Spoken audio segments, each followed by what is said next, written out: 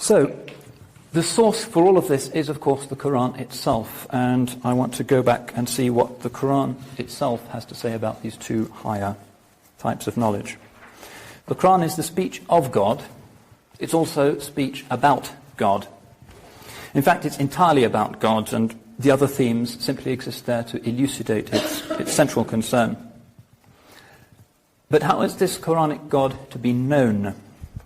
Well, the God that the Quran proposes cannot be known directly by the rational faculties, whether these be ratiocinative or perhaps sensory faculties. You can't see or feel God. This is obvious.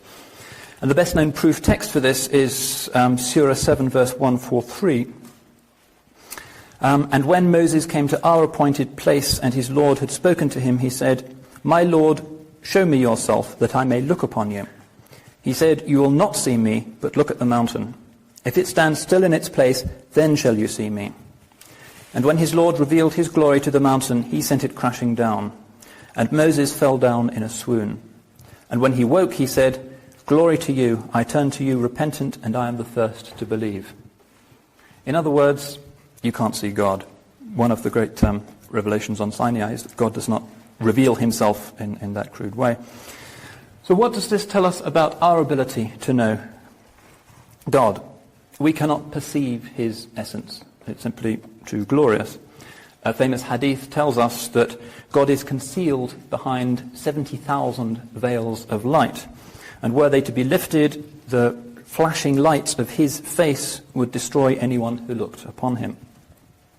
However, we can know him through his attributes, because they're around us to see quite clearly. We can deduce conclusions about the attributes of God from the saving events recorded in the Quran, what he does with his prophets and his chosen ones. But also, and even more conveniently, God actually names himself in the Quran. Several prophetic hadith indicate that God has 99 names. These are in the Quran, but they're scattered about. You won't find one chapter that dishes up the 99 names of God. But early generations lost no time in assembling these and meditating upon them. Some of these affirm the moral character of deity. For instance, the Quran says, God is compassionate and merciful, he is the loving kind, he is the just, he is the clement, etc. Others point to more abstract metaphysical truths about God. For instance, in the famous closing verses of Surah 59, "He is God, besides whom there is no other God, knower of the visible and the invisible. He is the compassionate and merciful. He is God, besides whom there is no other God. He is the sovereign Lord, the Holy One, the source of safety, the keeper of faith, the guardian, the mighty, the powerful, the proud. Exalted is he above any partners they ascribe to him. He is God, the creator, the originator, the fashioner. His are the most beautiful names. All that is in the heavens and the earth glorifies him, and he is the mighty, the wise." So immediately we see in the Quran a distinction between the moral and metaphysical qualities in God as disclosed in the names. But a further and related distinction also imposes itself. This divinity, Allah, is axiomatically one. This is the primary message in theology that the Quran gets across. He is one both in himself, and this is the name that is applied to this aspect of the divine unity, Al-Ahad, one unified, unitive creator, Al-Ahad, and he's also one as he relates to creation. This comes from the same root, has different resonances, Al-Wahid. So this oneness has a dimension of transcendence, and it also has a dimension of immanence. Remember I mentioned briefly this distinction between tanzih and tashbih. With John's permission, I'll expunge these. Have you all taken these down? Okay. Clear a bit of space here. Tanzih refers to the divine transcendence, the unique, high, unknowable deity. Fundamental term in Islamic theology.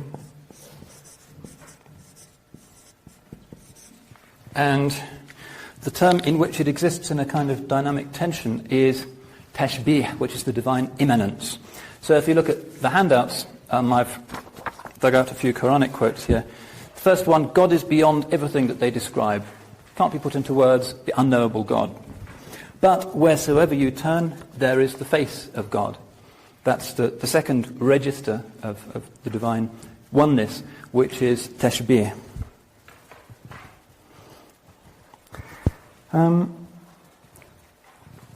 So we find in this first register, tanzih, that the prayer, the 5 daily prayers of Islam, the salat that happen in the mosque, emphasize this first register.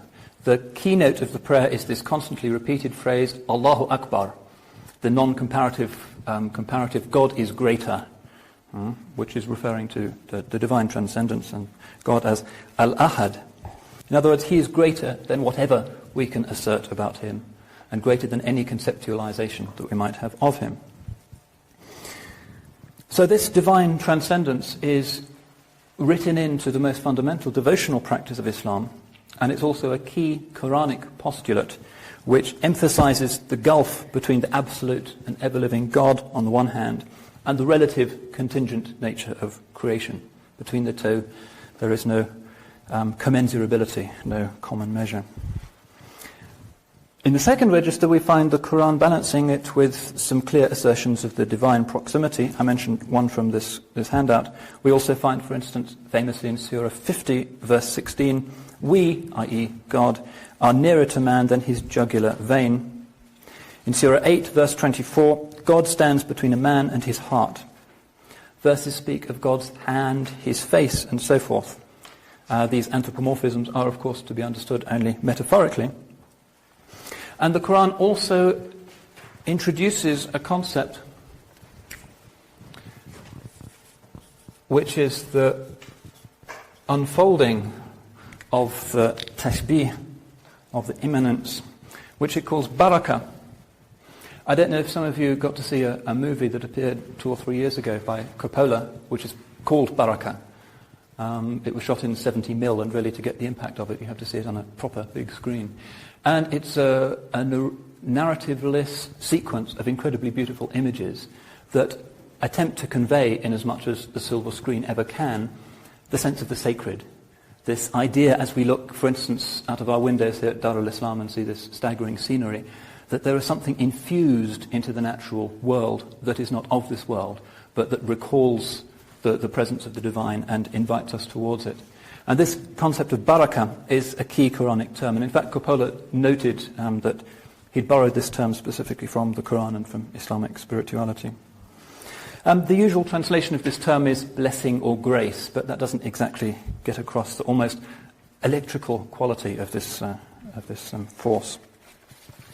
Now, the Quranic view of the natural world is precisely that it is a locus of barakah and a locus of theophanies, of manifestations that recall and point to the divine source of everything. The world is an endlessly complex, exquisite unfolding of the 99 names. The existence of the world is other than God. Islam does not go in for Hindu-style pantheism, equating the world in any sense with God. No, the tanzih is always recognized. However, the wujud, the being of the world, does partake in an ultimately inexpressible way in the divine nature, inasmuch as the world is a kind of shadow of God. That's the most that can be said. So we find, again in this surah that I pointed out, wheresoever you turn, there is the face of God. So this tension between the moral and the metaphysical attributes of God, seen differently, the divine transcendence and the divine immanence, is the most fundamental of all of the Quranic postulates. And it underlies most of subsequent Muslim theological and also mystical reflection. Theologians obviously focus their attention on the register of tanzih, the divine transcendence, whereas mystics are interested in the divine immanence. But in fact, if you look at the literature, you'll see that neither was fixated on one to the exclusion of the other. And it was typical in medieval Islam for mystics also to be theologians. theologians also to be mystics. Ghazali was the most obvious example of this. So you'll find in the theological tracts flashes of mystical insight come in. Also the mystics will be happy to introduce formal theological themes. Now this tension dictates the key features of Muslim theology, and you won't understand why Muslim theology is the way it is without understanding this dialectic.